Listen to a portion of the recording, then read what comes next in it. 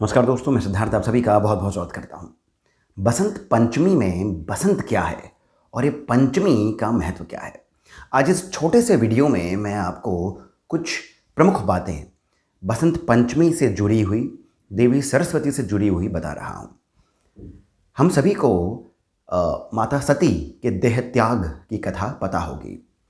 उसके बाद में महादेव समाधि में चले गए। तब एक राक्षस था ताड़कासुर, उसने ये वरदान लिया था कि उसका अंत महादेव का पुत्र ही करेगा। अब महादेव का पुत्र कैसे हो, महादेव तो समाधि में है।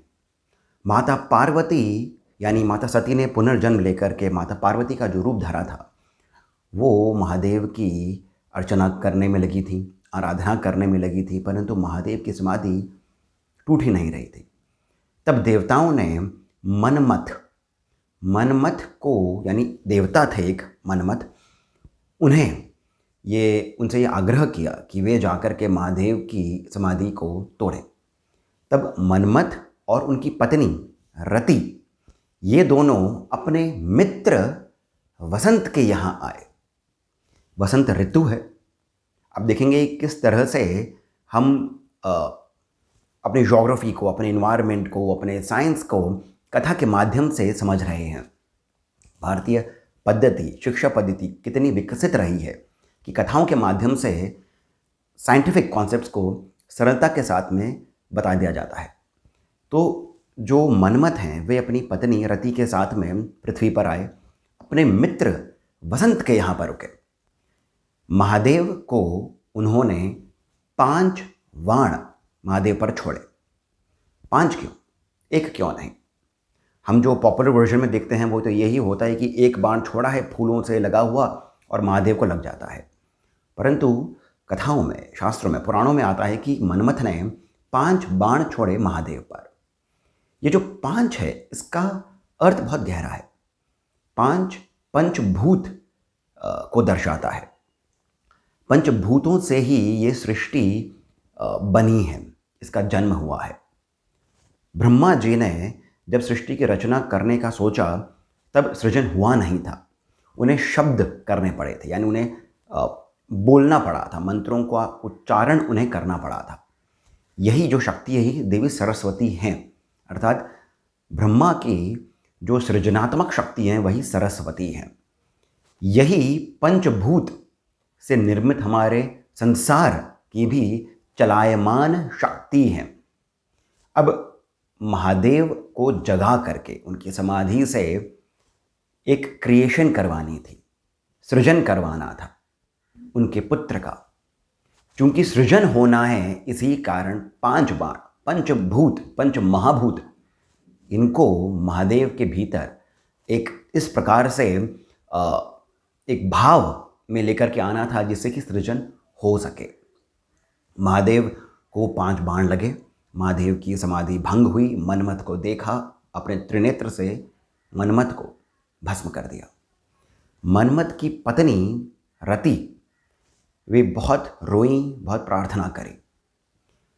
उन्होंने 40 दिनों की साधना करी महादेव की, 40 दिनों की। अब ये 40 ही क्यों? क्योंकि साइंटिफिकली भी ये बात आती है और हमारे शास्त्रों में भी बताई जाती है कि एक ऋतु से दूसरे ऋतु में जो ट्रांजिशन होता है वो 40 दिन का ट्रांजिशन का पीरियड होता है, 40 दिन का। और इसी कारण जब 40वें दिन देवी रति ने जो अपनी उनकी जो आराधना थी, उनकी जो साधना थी, जब वो समाप्त हुई तब महादेव ने उन्हें दर्शन दिए। इसी दिन को संपूर्ण भारत में होली का भी दिवस के रूप में मनाया जाता है, होली के रूप में।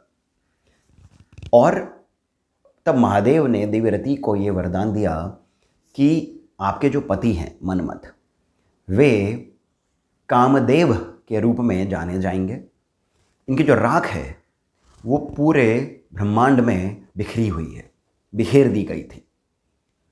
तो ये हर व्यक्ति में, हर जीव जंतु में ये बसेंगे, ये रहेंगे, ऐसा एक वरदान दिया।